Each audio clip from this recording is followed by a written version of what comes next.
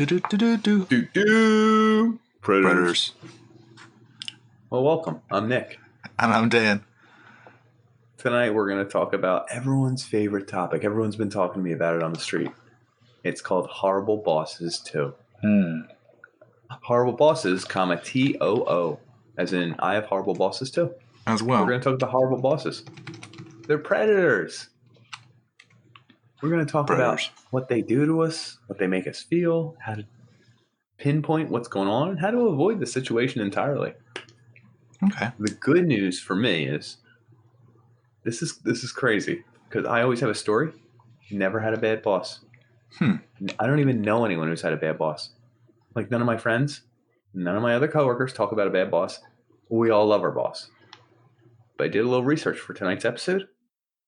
75 to 85, depending on which survey you look at, of people in America hate their jobs.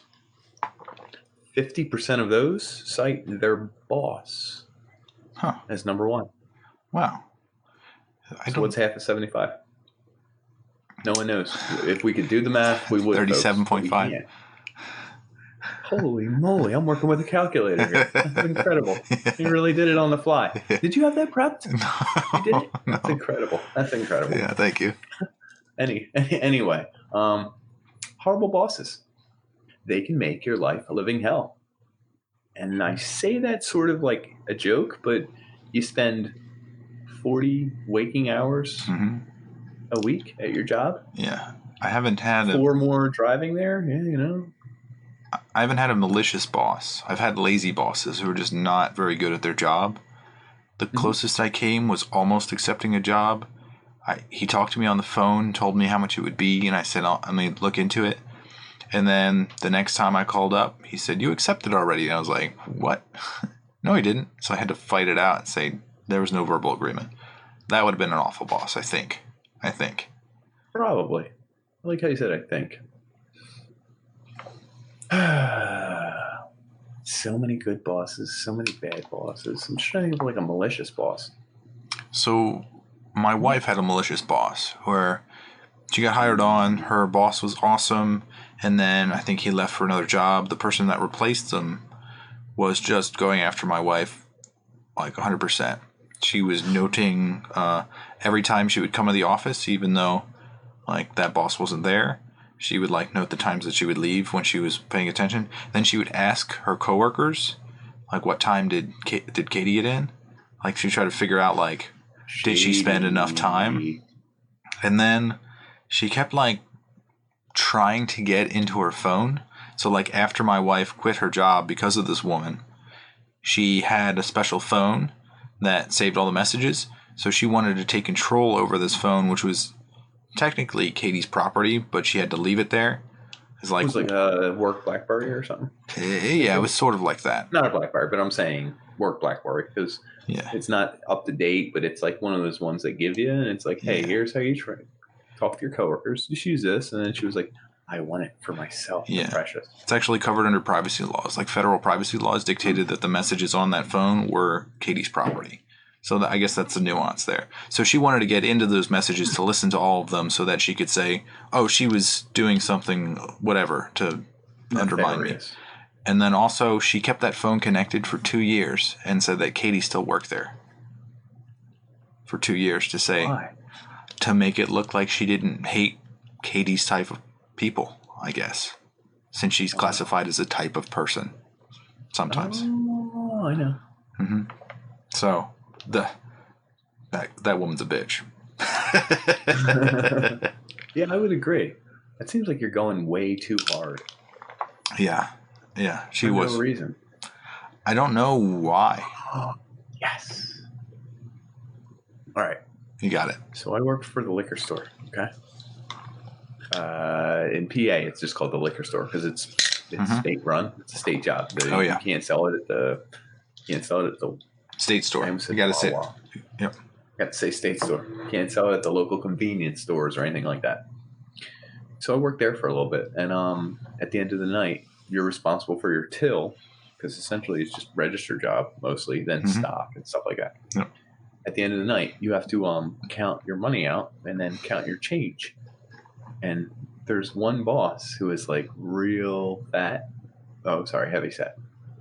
Real heavy set, and like really, I could tell he was in a Reddit, and I could tell he was like a nerd, but he didn't make much with his life, and he was real mean to everyone. And he was a smart guy. He was definitely smart, but he wasn't like a genius, and he would like belittle people. And my nickname became Perfect Till because guess what I can do? I can add and subtract. It wasn't that hard. I mean, I'm not bragging. I'm just telling you because everyone's always like 48 cents off or $1.39 or whatever. Who cares? I was always spot on because it's pretty easy to do math in the dollars and cents category for me. I know. Humble brag. Yeah. So he wasn't mad that I was always right. He was mad that I wasn't counting my change fast enough. And the trick was you would take them off the table, and he said you have to use your pinky and your index finger with the pennies, and you always count two at a time. So you go 2, 4, 6, 8, 10, 12, 14. Why don't you just use all four fingers? Because grabbing that many pennies and a sea of nickels and stuff, you would run into them a lot. But with the pinky and the this, you could just pull these two off the table, these two off the table, these two off the table. Sounds inadequate.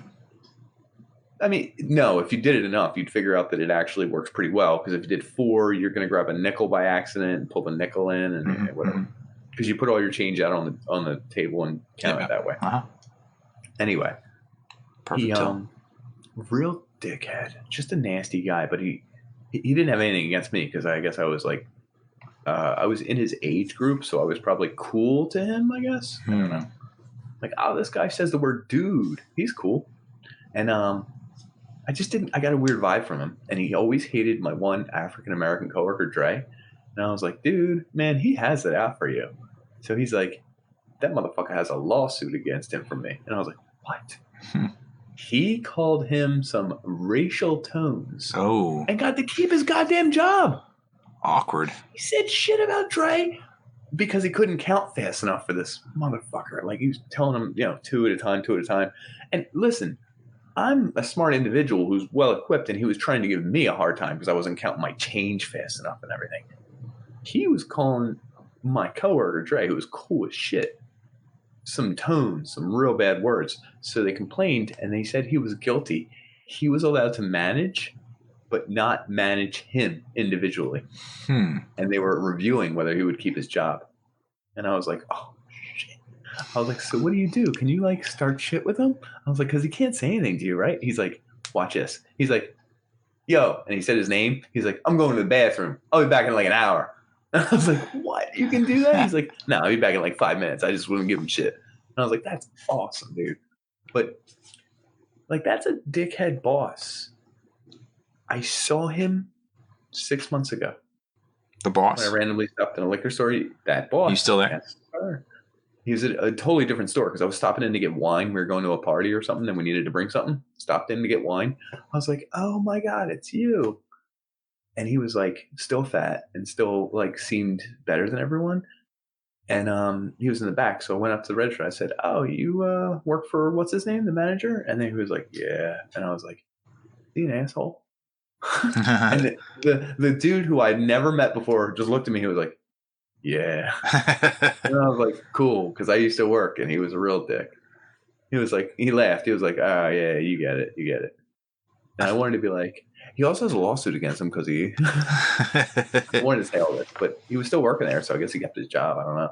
Do you think the lower wage jobs have more bullshit associated with them, therefore it makes the managers more asshole-ish?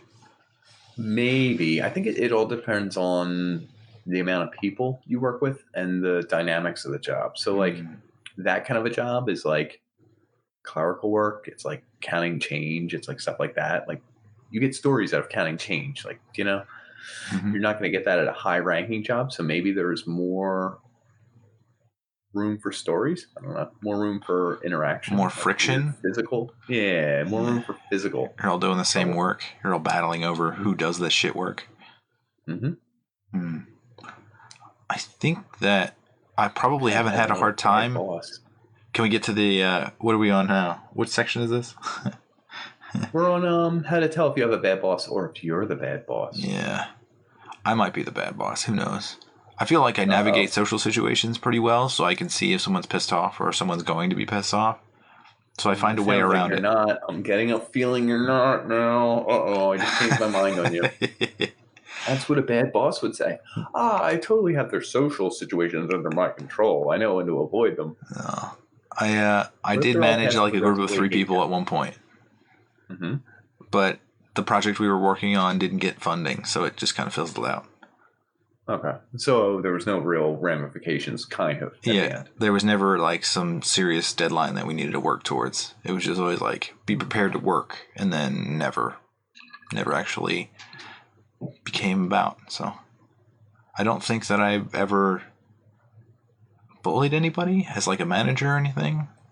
So I don't know how you. Oh, they do bully. Yeah, that's like undermine you and then try to manipulate you into doing what they want.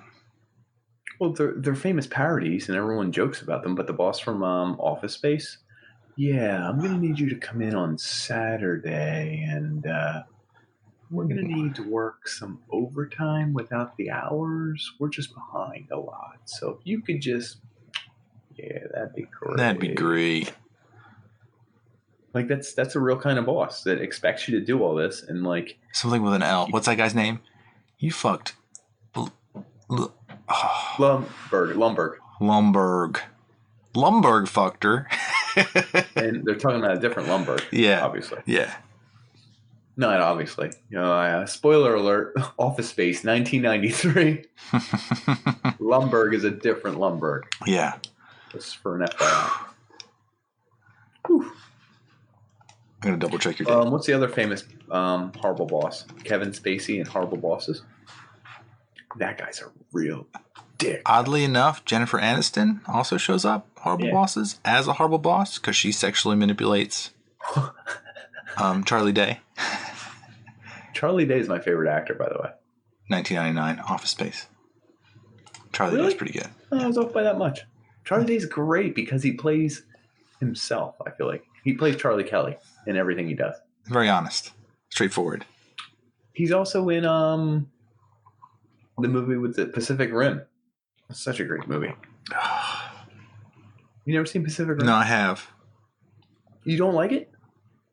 I know we're getting sidetracked. I'm just literally just want to make sure you like Pacific Rim. It's okay.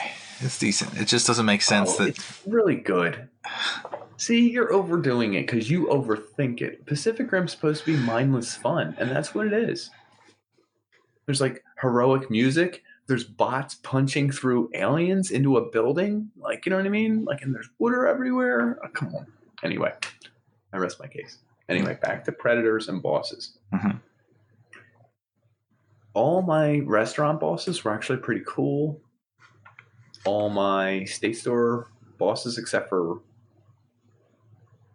you don't know. Cool. You don't know his name, or you skipped over his name. It's okay. I skipped over it a bunch in case the legal stuff isn't through. I have no idea.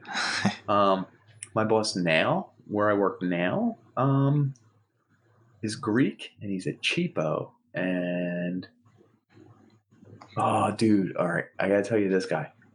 So the guy who started a company I work for, I won't name names. Mm-hmm. He's Greek, right? Yep. So that's it. Flossed in Paradise.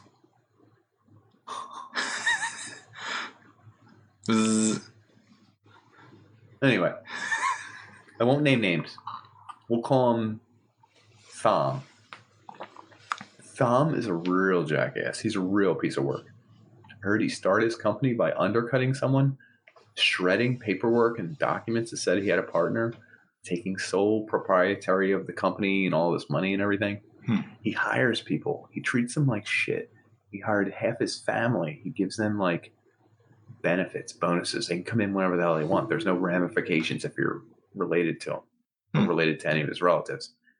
The coolest thing about him, and it's not cool at all, he owns everything. So he gets up, and when he's walking, he walks, and everyone sees the owner of the entire company, and they always go, "Oh, hey, what's going on?" Like they do the super corny thing, like, "Hey, what's going on?" Oh, like hi. It's even I do it, and I'm not that kind of guy, but I'm like, "Oh, hey, what's up, Thom? Hey, Thom." And he does this, and he doesn't make eye contact, and he keeps walking, and you feel like a jackass. And you're like, "Oh, there he goes." Huh. Coolest thing I saw him do the other day. someone from the CAD department was peeing. We have 3 urinals in a row on the left urinal, and he walked right in front of me, and I was going to play with my zit, so I had to pretend I was peeing. So he just walked right to the middle urinal, right next to the dude from the CAD department, even though there was a urinal open next to it. Broke the rules. At this point, I had to pretend. Oh, but he didn't care. He just went and started pissing. And 9 times out of 10, I can talk to people and be like, "Crazy weather," and just start peeing. You know what I mean? Like that's my move, or something, just something to break the ice. Stage fright. Oh no! I'm having a great time. It's more like breaking the ice so that everyone has a good time while we're peeing. I'm one of those guys. I walk over, and now I have to pick a urinal because he forced me to go to the outside one. So I go to the other outside one, and I'm going. And I'm like, whoo, windy in here. It wasn't windy. I was just trying to be funny. The CAD dude laughs. The Thom, the owner, didn't say shit. He shook off, turned around, buttoned his zipper, and just walked out. And I was like, yo, did Thom not wash his hands? And he was like, no, he didn't. And I was like, did he just come next to you and pee? And the dude in the CAD department was like, yeah, I was taken aback. And I was like, that's a boss move. That's a pretty boss move. I respect him for that. So I guess there's another version that's indirect that we didn't really cover. It's the boss that tells you you're going to get a raise or you're doing a great job, and then you don't get positive reviews or you don't get the raise. So like I got your dollar. I got your dollar. I got your dollar. Like that kind of thing. Yep. So I guess the best thing to do in that situation is to move on. Just leave that company, get out of there. Right?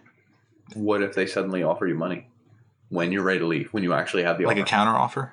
They say that it's going to be like bitterness between the company and you, so that they're never going to give you. It's not bitterness.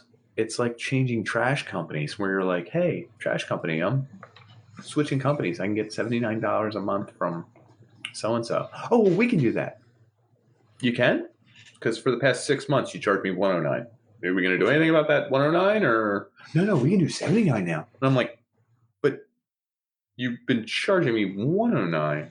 I asked you already before. We can do $79. And I'm like, this company just offered me $79. Why would I go with you now? But we can do $79 now. And I'm like, you don't get so out of spite, you would learn to hate them.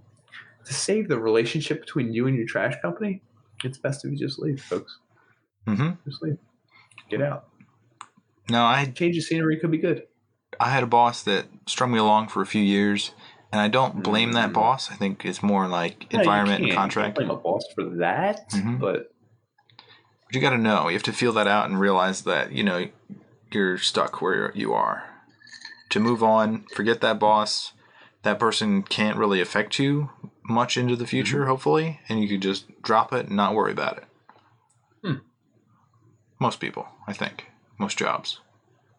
Most bosses. I think so. Ironically enough, my father was my boss for 5 years. I've never argued over the dumbest shit than I have with my father. More than I've ever argued with any other human being on earth. So it's like being married to your dad. Yeah. So, hey, did you get those C-folds? Yeah, I got them. I think there's only 2 left. Well, I thought we were giving them 3. Remember? Well, no. It wasn't said we were giving them 3. We were going to maybe give them 3. Well, if you read the slip, it said 3. Well, we don't always write on the slip what we're going to give them. Well, we do for this customer. Not last week. Last week was different. Do you remember different? I remember different, like you remember the slip from 3 weeks ago. Do you remember that one? You wrote it up wrong. I wrote up your exact order verbatim. So maybe you wrote it up wrong. Maybe all of us are wrong. Who knows? I only started the company, blah, blah, blah. Anyway. It feels good to be able to open up like that. Oh, it feels so good. And we would do it while customers were there, and they thought it was the best thing ever. I wish I could take my dad and me as a play, and it would just be us arguing about orders at work. But 4 hours later, I would tell him, "You were wrong. It was 3."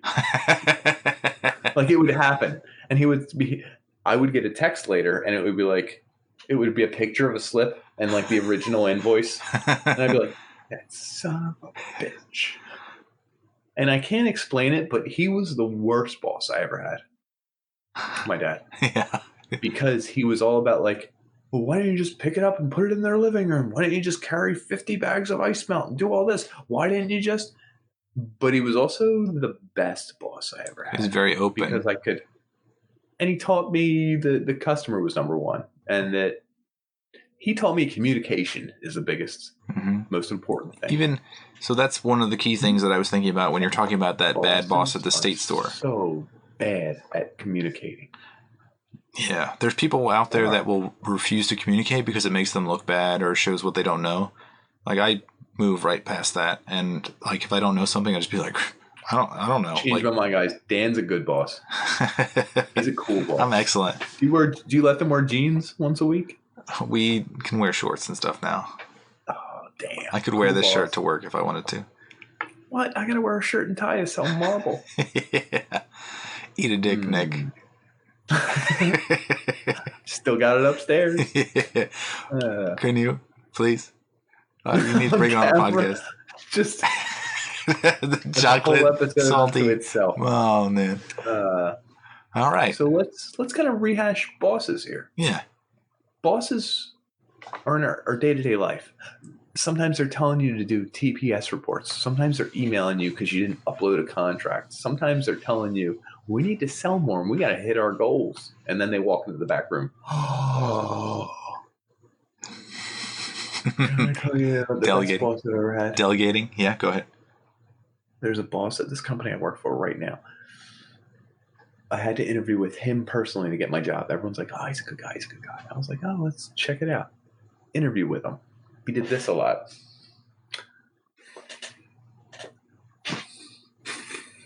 He just breathed a lot. And I thought, damn, this guy's deep. He's breathing in everything. At this company, I saw him by the coffee maker after work there for 4 weeks. And he was like, Nick, how do you like the job? And I was like, this is my chance to tell him, this is cool. This isn't cool. This is kind of nice. I like this person. Like, this is how it goes. I like the rhythm of this. And I had all this stuff ready to go. And I said, well, James, it's really kind of, it's a mixed bag. And I leaned over to him and he just walked by me and he said, just remember this. And he put his hand on my shoulder like this.